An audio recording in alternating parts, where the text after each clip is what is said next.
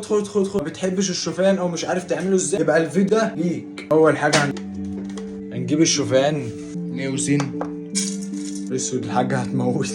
نقلب الشوفان الطبق عشان الحاجه ايه اللي عارف يكتب في الكومنتات. طلب بطاطا، حط بقى موز، شويه بن، حط هتحط سكر، ودي طبق الشبع ده علم.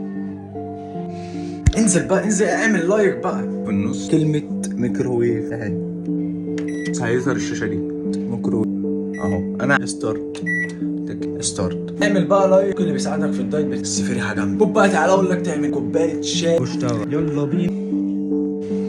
قلب الشاي بتاعك يا شوف النتيجة كده. انت لو حاطط موز وربنا هيبقى شكلها بالهنا والشفا. الشاي بتاعك يا سيدي كيكة الجبنة فلقة من دي، وتقوم واخد بق شاي طرش طرش.